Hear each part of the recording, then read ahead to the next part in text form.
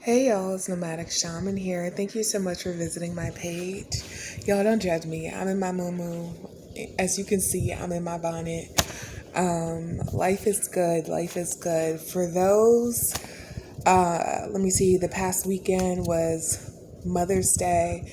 So to all the mothers, the grandmothers, the aunties, the stepmothers, the bonus moms, wishing you a happy Mother's Day. Hope your weekend was enjoyable. Now, let's get back to the regularly scheduled program. Y'all, it's been a minute. So, of course, your girl got mad downloads and mad messages. They're going to run the spectrum, but I'm going to make this, concise so that it makes the most sense. For those who have been following my channel up until this point, I've been sharing my experiences as it relates to gang stalking. I've also been sharing my experience as I navigate the spiritual awakening and the gifts, some of the gifts that have come on board as it relates to this whole transformation progress. But anyhow, I don't want to talk too much about that because it's been a minute. Let's get started. So today is Tuesday, May 12th, as I'm making this video. So I wanted to speak on some of the things that had happened previously. So let's catch you up to speed. I believe the last thing I spoke about was about my move. For those who are not familiar, my very last day at the apartment complex that I was living at was March 31st. That was my last day and I was out. Your girl was not going to renew another lease at that place. Most definitely not. And as of right now, I'm actually in between homes. So call that what you will. Homeless.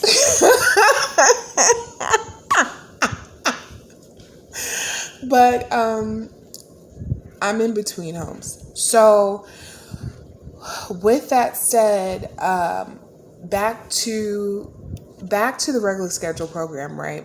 So I was not going to renew my lease. Reason being, there were so many things that I had experienced. There were so many people who were involved in my gang stalking campaign, from the servicemen who work there, maintenance men who were getting paid, tenants who were in my apartment building, tenants who were in other apartment buildings who assisted. There was even an undercover cop. Actually, there was more than one undercover cop, more than one, who lived on the facility, but even they were in partnership, were getting paid by the gang stalking, campaign. And so I'll probably speak about that a little bit later, but things of that nature. And then we have, the front office that was involved. Not supervising management, the front office who was involved, as well as the property manager who was involved, dealings with. And then in addition to that, whoever they could pay, y'all. Local policemen were involved, getting paid too.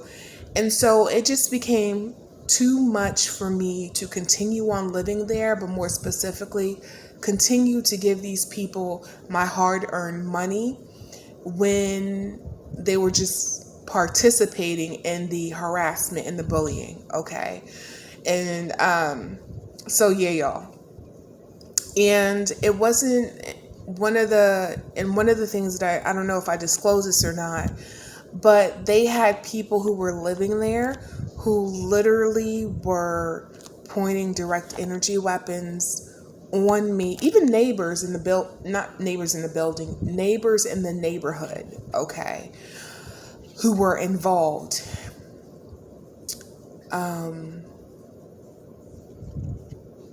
Okay. Got a couple of spirits who just came through. Anyhow, if there's any messages that they want me to bring forward, I'll do that. Now, okay, so now let's go ahead and continue. One of the things that, well, not one of, several things have transpired while I was living there, right? But leading up to me actually moving out, y'all, they had direct energy weapons. What is it? Sound wave weapons. I'm not sure if that is the correct term, but either way, they are under the direct energy weapons category. Y'all, they were putting that bad boy on me. I mean, they were running and operating in shifts. They would have a man come in later on the night, so like around maybe 6 p.m., 7 p.m., and he literally took over until overnight, usually up until I woke up, okay, to get ready for work. And then in the morning, there was a younger woman who had either one dog or two dogs, okay? And then there was an older woman that was there too. So as far as people who were there regularly, there were 3 people there regularly, of which they went ahead and took shifts to ensure that there was direct energy weapons on me all damn day. I mean, it even got extreme to where I would hear them when I go in the shower, if and or when I chose to take a spiritual bath, because they also, remember, cameras were in my home, listening devices were in my home, and then also my phone was mirrored so they can see what was on my phone as well. They would, when they were taking a shower, they would purposely turn it off, then turn it back on, turn it off, and turn it back on, just to see where I was at within my apartment building, to determine how or when they were going to move. It was that severe. They would also, when I would go to the bathroom, whether it was wash my face, use the bathroom, or even take a shower or a spiritual bath, they would pop open the window so that they can better hear me, right? Because I was right above, so they would, to better hear me, and also to use the direct energy weapons while I was in the bathroom. And they would put it high, so high that my bed would legit be vibrating. I would be vibrating, y'all. There was even one instance where I took a cup of glass of water to set it down on my bed, or at least the my nightstand right next to it, because I just wanted to see if it picked up on the vibration, if it was actually vibrating, and 1, and 2, if I can capture it on camera or video. They did it constantly. And so after a certain point, I said, fuck this. I'm not renewing my lease. You guys don't deserve my hard-earned money. I'm out. I'm only giving my money to people whom I trust, especially when it comes to my living situation, right? So because of this whole Gangstalking experience, it completely has turned me off in living in apartment complexes. I'm not saying houses are any better because your girl's still being gang-stalked, but as it relates to multi-family homes, yeah, no, I'm not doing that. I'm not doing that. So anyhow, that's where I'm at with that. That's what transpired in legit direct energy weapons up until the point I was moving out, y'all. Anyhow, so then if we move forward, let's say that was March 31st. Later on that night, I was being followed. I actually went to Philly because I had some things I had to take care of in Philly. So I made the drive over there. They followed me over there too. Generally, it can take anywhere from, depending on where you are and where you're going, the most would probably be 3 hours, and depending on traffic. 3.5 hours it can take the most, or the least 2 hours, 2 hours and a half. Okay, so anywhere from there. And they followed your girl there. Okay, that's not surprising. As I was ripping and running, they were following me there too. They even went as far as to book the same hotel that I was at and managed to get the room right next to me. And what was interesting, if that's even more interesting is that I noticed a white car SUV. Now, I didn't notice this until I had woke up and left the hotel, to which, I mean, I heard some noise where I was sleeping. The room next to me, I heard noise. I smelled weed. Is that out of the ordinary? No, but one thing I do know is the crazy bitch, the Egyptian, well, she was born in Egypt, but both of her parents are Filipino. So, I also know that she's an addict. She smokes weed all day, every day. That's a telltale sign. So that kind of perked my ears up to say, okay, is it her who happened to secure the room right next to me?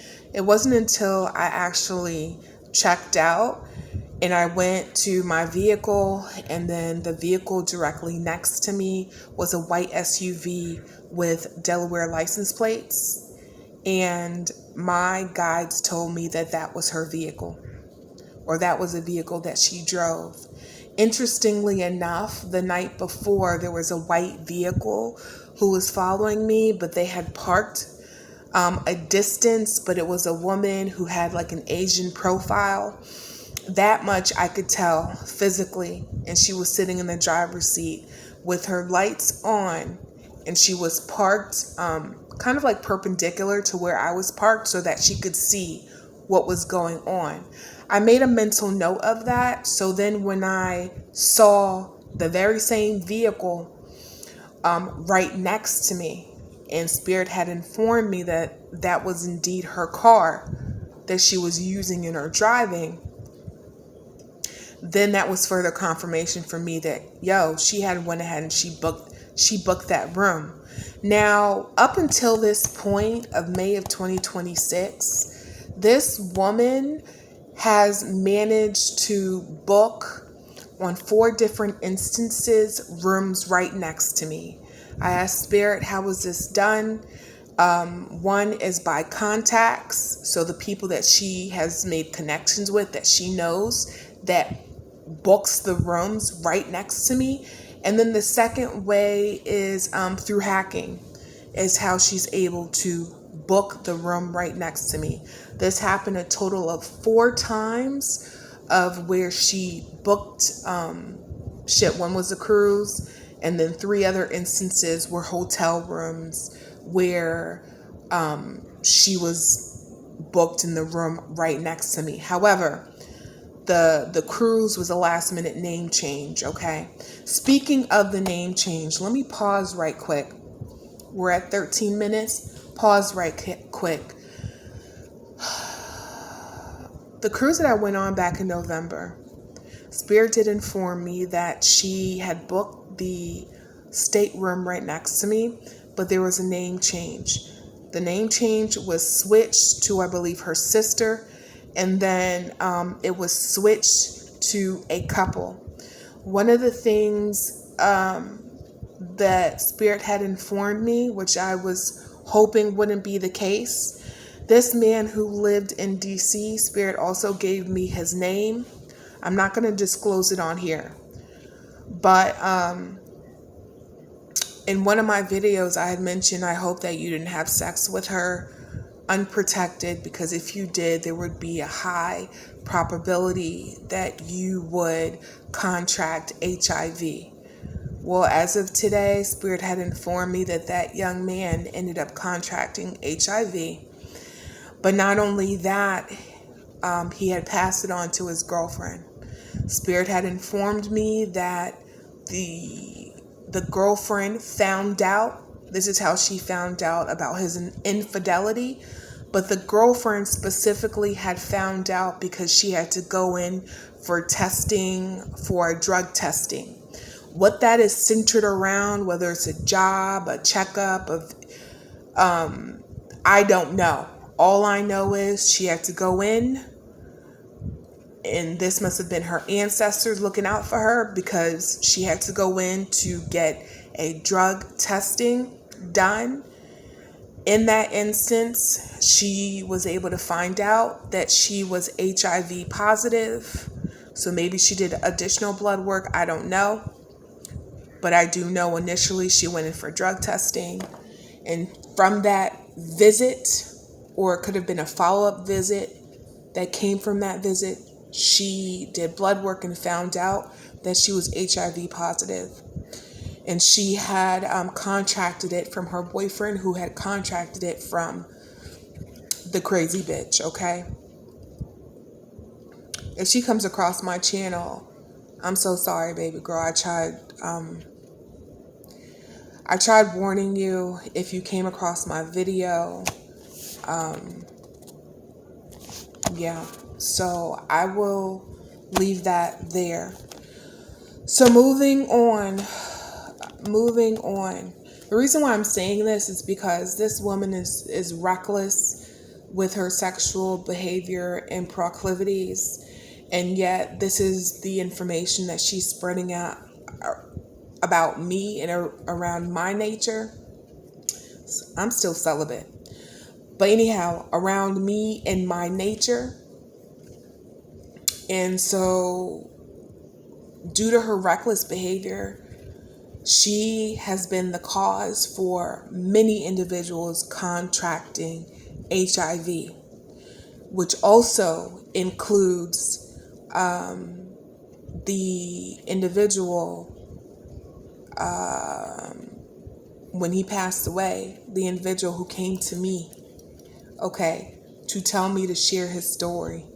And he had informed me that he had contracted HIV from his ex-wife, which is a crazy bitch. Now, let me go back.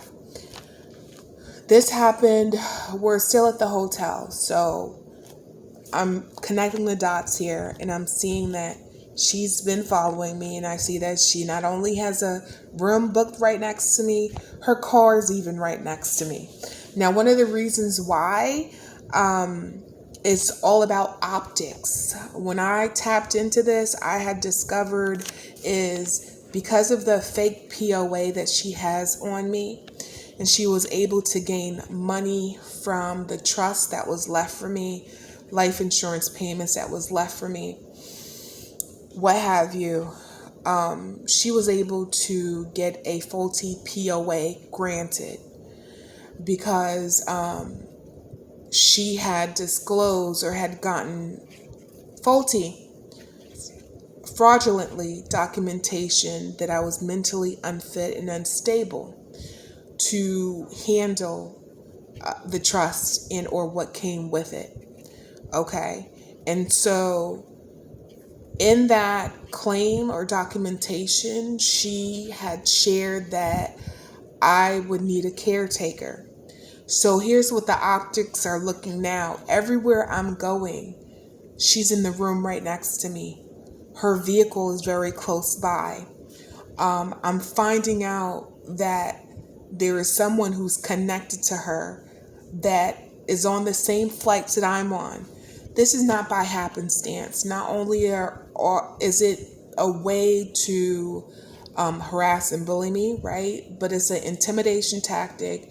It's a way to continue to harass, but it's also a way to prove her case, as far as always having a caretaker with me and proving her point or documentation of her being my power of attorney and needing a caretaker to watch over me so that she was able to gain access to the trust. You see where I'm going with this? It's all about optics to support her case in the court. But bitch, I'm gonna see you in court. Anyways, let's go ahead. So, where we were at 19 minutes, I'm going to speak a little bit more about, do I want to wrap this up here? No, let's go ahead and talk a little bit about the hotel. So as if that's not enough, I decided to go ahead and book another hotel. It was within the same area, but it was another hotel. Come to find out, around 12:22, This happened on April 2nd. So we have 31st to the 1st, April 1st. So we're looking at April 1st going into April 2nd.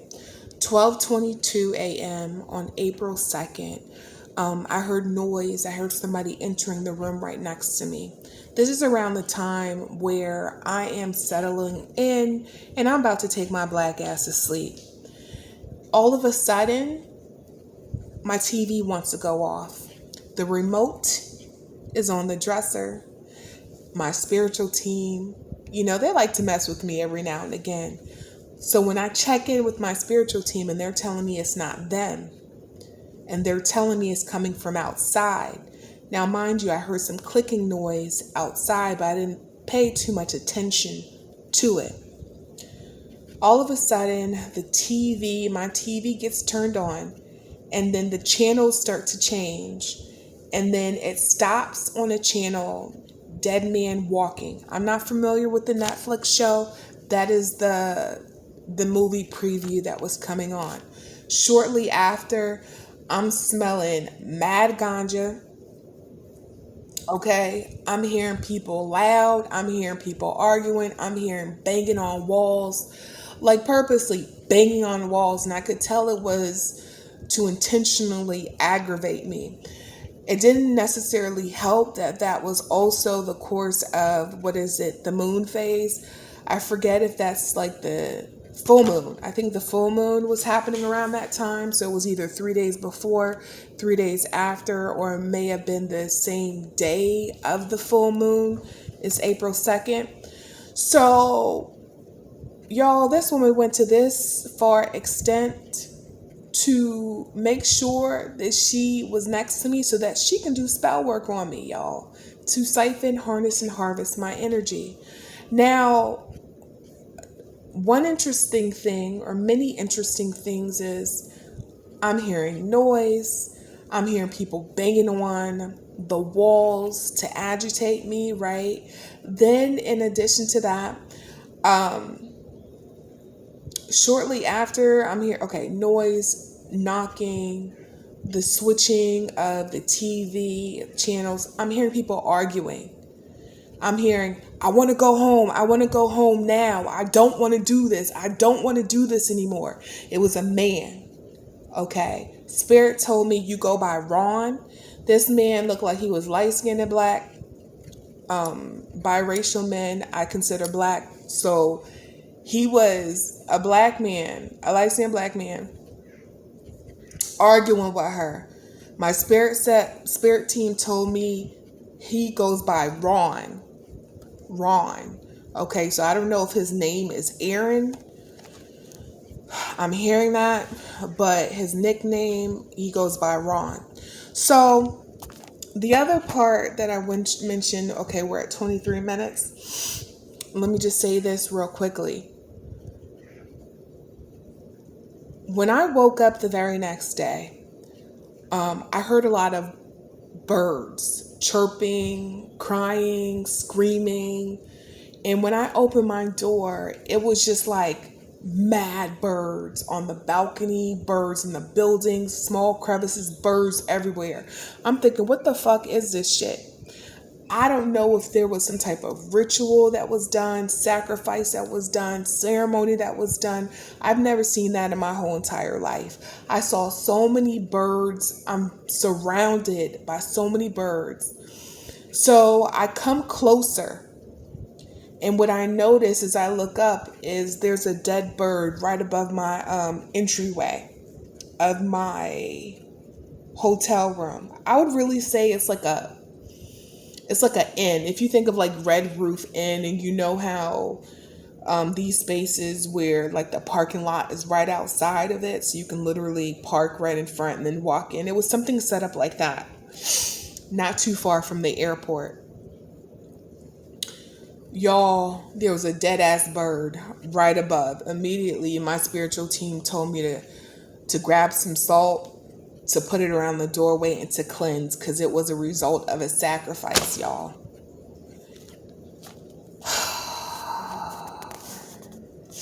No other than, guess who?